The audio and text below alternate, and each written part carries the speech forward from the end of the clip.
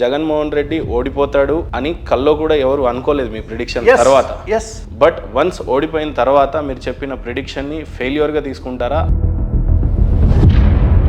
అదే క్రమంలో మీరు ఒకసారి కూటమి గనక ఫామ్ చేస్తే పెను సంచలనాలు నమోదవుతాయి అని కూడా మీరు చెప్పారు కొన్ని సందర్భాలలో. బీజేపీ టీడీపీ పవన్ కళ్యాణ్ కలిస్తే సంచలనం నమోదవుతుంది, కానీ అంత నమ్మకంగా స్టేజ్ మీదకి ఎక్కి పవన్ కళ్యాణ్ చేతి కింద నేను పనిచేస్తా అని బాబు గారు చెప్తారా, లోకేష్ బాబు గారు చెప్తారా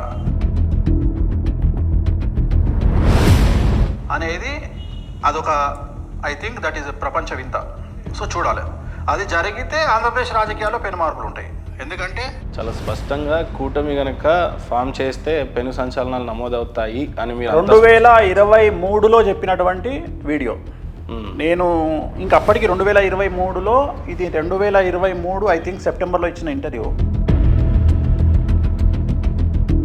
కానీ నేను దీన్ని అడ్డం పెట్టుకొని తప్పించుకునే ప్రయత్నం నేను చేయలే. బట్ ఒక పక్క వేణుస్వామి అని అంటే ఒక అపార మేధావిగా చూసే వ్యూవర్స్ అంతా కూడా మీ ట్రోలర్స్ వల్ల ఒక కొన్నిసార్లు జోకర్గా చేసే ప్రయత్నం, లేకపోతే మీ మేధాశక్తిని అంతటిని తీసుకెళ్ళి అసలు ఈయనకి జాతకమే తెలీదు, ఏది పడితే అది మాట్లాడతాడు అనే స్థాయికి తీసుకెళ్ళటం. ఇప్పుడు ఆ మాటకు వస్తే చంద్రబాబు నాయుడు గారు జైలుకి వెళ్ళిర్రు, జైలుకి వెళ్ళిన తర్వాత 6 నెలలకు సీఎం అయ్యారు. అంటే మా జైలుకి వెళ్ళడం తప్ప? తెలంగాణ సీఎం రేవంత్ రెడ్డి జైలుకి వెళ్ళిర్రు, సీఎం అయ్యారు. అట్లనే ఎక్స్ సీఎం జగన్మోహన్ రెడ్డి జైలుకి వెళ్ళాడు, సీఎం అయ్యాడు. ఇప్పటికి కూడా ఆ కుక్క ఇంకా మరుగుతూనే ఉంటుంది. అది ఆస్ట్రేలియాలో ఉంటుంది ఆ కుక్క ఇప్పటికి కూడా మరుగుతుంటుంది. హిందూ మతం మీద ఎప్పుడు అవకాశం వచ్చినా మరుగుతుంది. సమంత నాగ చైతన్య విడిపోతారని నేను ఎప్పుడు చెప్పినా? ఎంగేజ్మెంట్ అయినాక చెప్పిన. పెళ్లి కాలే అంటే పబ్బులు విడిపోవాలని అనుకున్న వాళ్ళంతా పబ్బుల ముచ్చట పెడతారట. అట్లా అంటే జ్యోతిష్కులు అందరూ పబ్బులనే తయారవుతారు. మీకు బాబు గోగినేనికి పడదు పర్సనల్గా ఏమన్నా కక్ష? ఏం లేదు, పర్సనల్ నా చెప్పుతో సమానం వాడు. అసలు మన తెలుగు రాష్ట్రాలను భ్రష్టు పట్టించిందే వాడు. ప్రతి ఒక్కరికి ఇప్పుడు కొత్త ఫ్యాషన్ ఏమైపోయిందంటే ఫస్ట్ టార్గెట్ హిందూ మతం దేవుళ్ళు, నెక్స్ట్ ఎమ్మెల్యే టికెట్. ఈ మధ్య కాలంలో చాలా మంది దేవుళ్ళు లేరు అని చెప్పి బయలుదేరుతున్నారు. బయలుదేరి ఎక్కడికి వస్తారు? బిగ్ బాస్కి వస్తారు, లేకపోతే రాజకీయాల్లోకి వచ్చి ఎమ్మెల్యే టికెట్ అడుగుతున్నారు. నేను పేర్లు చెప్పా. మొత్తం టికెట్ అనౌన్స్మెంట్ అయినాక లాస్ట్ మూమెంట్లో మీకు వచ్చినటువంటి విద్య ఏదైతే ప్రిడిక్షన్ గురించి చెప్తున్నారో మీరు, అది కేవలం మీరు సంపాదించుకోవడానికి ఉపయోగపడుతుందా, లేదా హిందూ ధర్మరక్షణ కోసం వేణుస్వామి చేసినటువంటి ఏమైనా ఉందా? ధర్మం కోసం పాటుపడే విధంగా వేణుస్వామి ఎప్పుడన్నా తన కర్తవ్యాన్ని నిర్వర్తించాడా అంటే ఏం చెప్తారు మీరు? ఇప్పుడు హిందూ సమాజం కోసం వేణుస్వామి అగ్రెసివ్గా మాట్లాడేది వేణుస్వామి.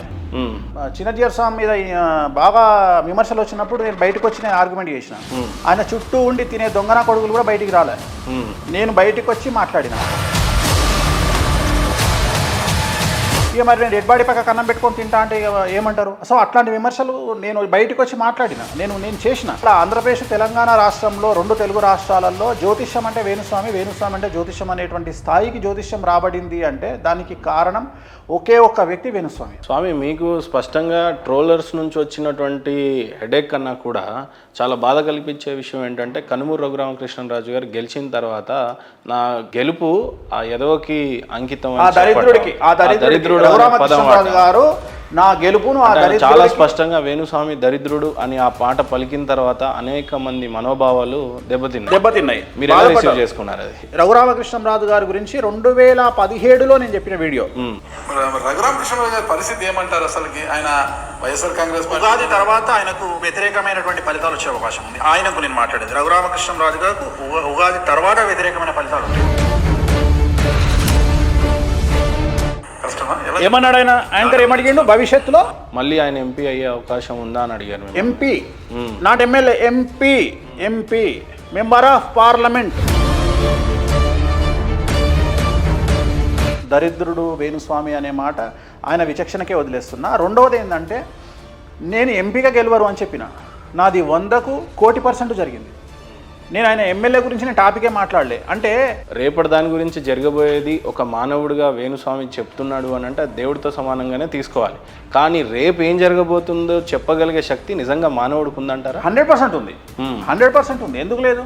ఏ రకంగా క్లెయిమ్ చేస్తారు దాన్ని మీరు? అదే చెప్తున్నా, ప్రిడిక్షన్. దాన్ని జ్యోతిషం. నవగ్రహాల మీద ప్రపంచం ఆధారపడి ఉంది.